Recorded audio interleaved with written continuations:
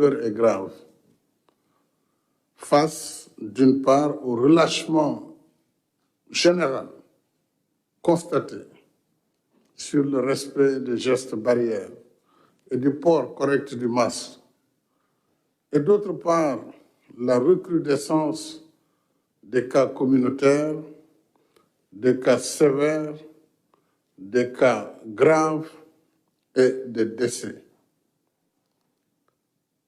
J'ai ainsi, suite aux recommandations du corps médical, décidé de décréter l'état d'urgence sur 2 régions, dans un premier temps, sur l'étendue de la région de Dakar et celle de Thiès, à compter de demain, 6 janvier 2021. Bien entendu, cet état d'urgence sera assorti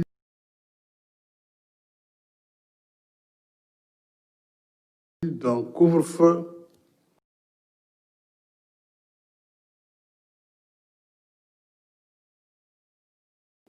allant de 21h à 5h du matin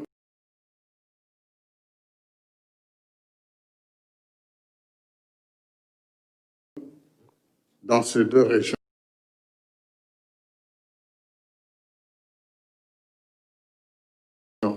qui concentrent plus de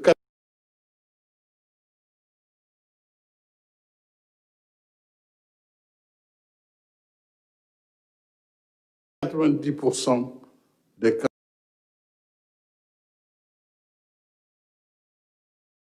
de Covid au plan national.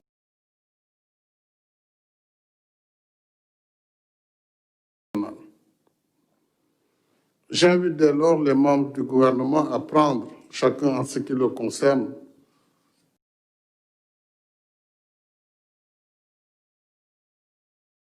toutes les mesures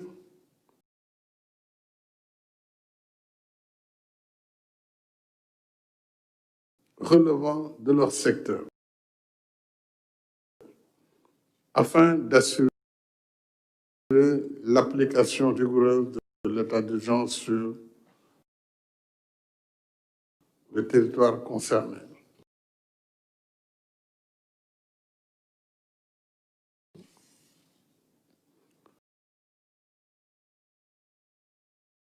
Dans ce contexte, je demande aux populations de se conformer aux dispositions de prévention individuelle et collective, en évitant les déplacements non essentiels, même pendant la journée, les rassemblements et autres réunions publiques et privées, en observant en permanence le respect des gestes barrières et le port obligatoire du masque dans les transports et lieux publics, notamment dans les marchés.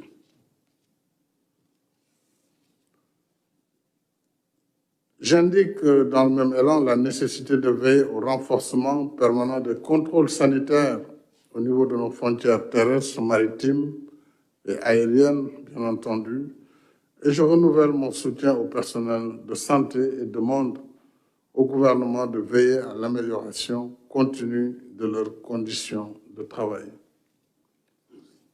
Je rappelle les efforts sans précédent déployés dans le cadre de Force Covid-19 pour renforcer les infrastructures et équipements sanitaires, à l'image du nouveau service des maladies infectieuses et tropicales de Fann, mais également à travers les différents programmes d'investissement qui ont été réalisés au cours de l'année 2020.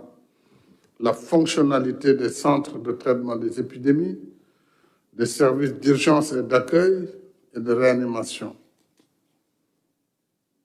J'ai également ordonné qu'une stratégie nationale de vaccination me soit proposée dans les meilleurs délais pour prendre en charge et en priorité la vaccination du personnel médical et des groupes cibles qui nécessitent la plus grande attention. Bien sûr, le Sénégal continue sa collaboration dans le cadre de l'initiative COVAX avec Gavi et l'OMS. Ceci n'est pas contradictoire. Et c'est dire également que malgré cette nouvelle vague ou cette poussée épidémique au plan international, la poussée elle est partout. Le Sénégal dispose de ressources humaines et matérielles, mais également financières, pour agir efficacement afin de contenir la propagation de la maladie. Voilà pourquoi j'en appelle à la mobilisation générale de toutes les forces vives de la nation, qui, dans un élan solidaire, doit asseoir sa résilience face à cette pandémie. Je compte sur la collaboration et l'engagement communautaire, ainsi que sur le soutien des notabilités religieuses et coutumières, des élus, maires, présidents de département, mais de l'ensemble des élus, des jeunes, des femmes, pour accompagner le travail patriotique de nos vaillants personnels de santé et de sécurité.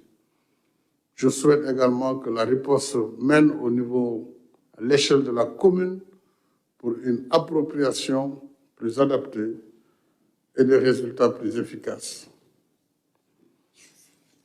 Et à compter de demain, en Conseil des ministres, nous verrons en détail les mesures qui vont accompagner cette nouvelle phase dans la lutte contre la Covid. Mais il faut une dimension particulière pour la stratégie vaccinale, au même moment que nous devrons faire face, bien entendu, aux cas graves qui sont dans nos hôpitaux.